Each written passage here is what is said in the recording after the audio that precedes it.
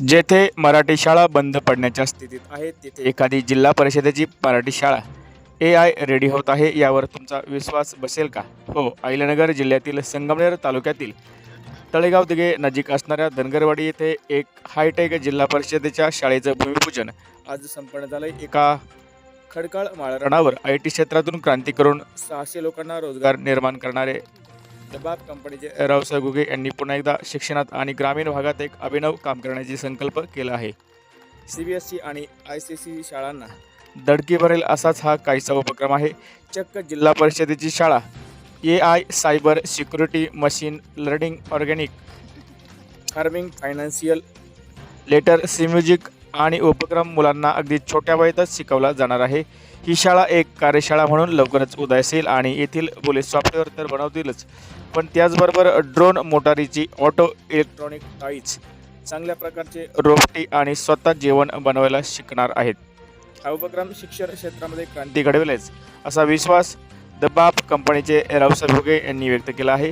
धनगरवाडीच्या शाळा उभारणीमध्ये गावाचे शेतकरी आणि ग्रामस्थ यांनी प्रचंड उत्साह दाखवला आहे.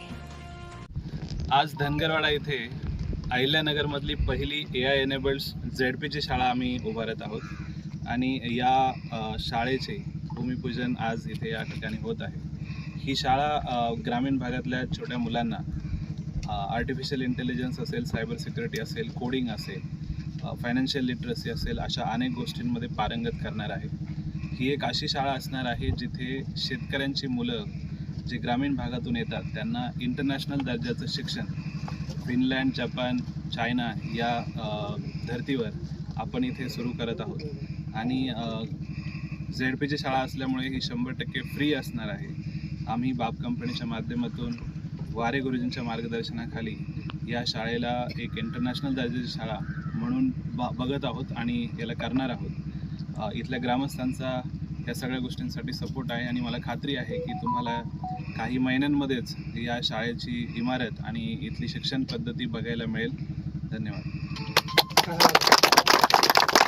साधारणपणे या शाळेसाठी खर्च किती येणार आहे? कंस्ट्रक्शन असेल किंवा बाकीचं याच्यासाठी साधारणतः प्लॅनमध्ये 1.5 कोटीपर्यंत याचा खर्च आहे, ज्याच्यामध्ये इमारतीचा ओव्हरऑल खर्च जवळजवळ 1 कोटीपर्यंत असणार आहे आणि 50 लाखापर्यंत आपण सगळे लॅब आणि ॲक्सेसरीज आपण आणणार आहोत.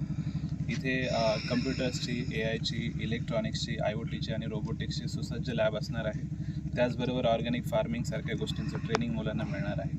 आणि ही शाळा मला खात्री आहे की इंग्लिश मीडियम, ICSE आणि CBSE बोर्डाला ऑल्टरनेट म्हणून पुढे जाऊन लोक बघतील. सर, आपण बघत असाल की आता काही ठिकाणी जिल्हा परिषद शाळा बंद पडण्याच्या मार्गावर आहे, मात्र आपण आता याला नवीन मुहूर्त म्हणजे रवतायत की या शाळा टिकल्या पाहिजे किंवा नवीन स्वरूपात आल्या पाहिजे, तर याच्याकडे आपण कसं वाटतं?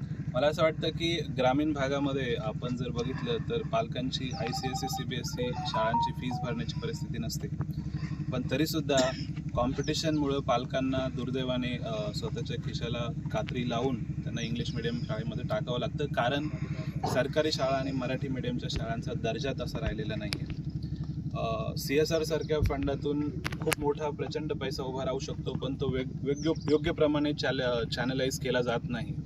आणि मला असं वाटतं की जर आपण तो पैसा नीट चॅनलाइज केला तर मराठी शाळा, जिल्हा परिषद शाळा ह्या स्टँडर्ड आणि इंटरनॅशनल दर्जाच्या होऊ शकतात, पण दुर्दैवाने तसे प्रयत्न केले जात नाही.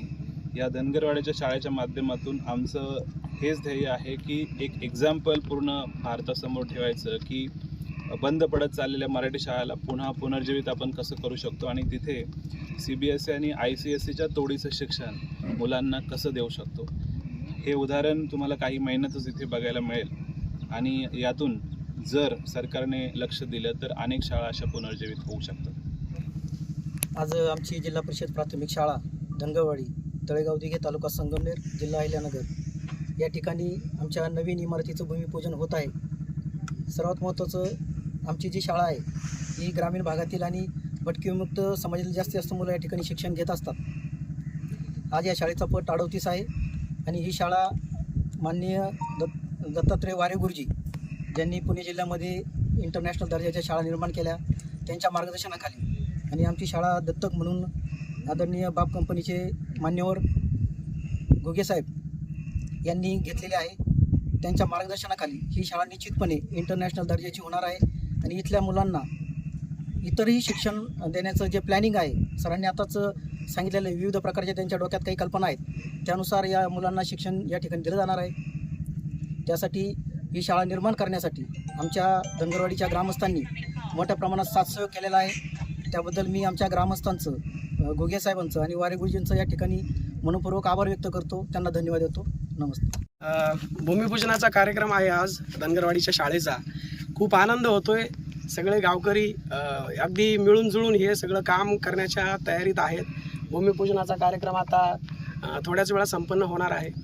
आज या शाळेच्या माध्यमातून अगदी ग्रामीण भागातील तळागाळातील मुलाबाळांना AI टेक्नॉलॉजी, कम्प्युटरचं शिक्षण, इंग्लिश मिडियमसाठी आज लोकांना आपली मुलं जी आहेत ती संगमनेरसारख्या ठिकाणी म्हणजे जवळजवळ 20-25 किलोमीटर दूरपर्यंत मुलांना पाठवावं लागतं आहे. तर त्यांची जी पायपीट आहे ती कमी होईल. इथं 20-20, 30-30 हजार रुपये एका वर्षाची फी आहे आणि ही फी आमच्या लोकांना परवडण्यासारखी नाही आहे. म्हणून आम्ही राव सरांच्या माध्यमातून आणि धनगरवाडीचे आमचे सगळे ग्रामस्थ मिळून या कामाची उभारणी करत आहोत. सरांना मी खूप खूप धन्यवाद देईल की त्यांनी एवढं मोलाचं मार्गदर्शन आम्हाला करतायत आणि त्यांनी आम्हाला एवढा मोठा हा विषय तयार करून दिला. आज आम्हाला म्हणजे कितीही धन्यवाद मानले त्यांचे तरी ते कमीच पडतील अशी मला तरी वाटतं. मी सर्व ग्रामस्थांच्या वतीनं सरांना पण धन्यवाद देतो. आज या ठिकाणी धनगरवाडी गावचे जेवढे काही ग्रामस्थ आहेत मी त्यांना पण सगळ्यांना विनंती करतो की ह्या कामाला सपोर्ट करा. हे काम जर झालं तर तुमचेच लेकराबाळ काय होणार, इथं शाळा शिकणार आहेत.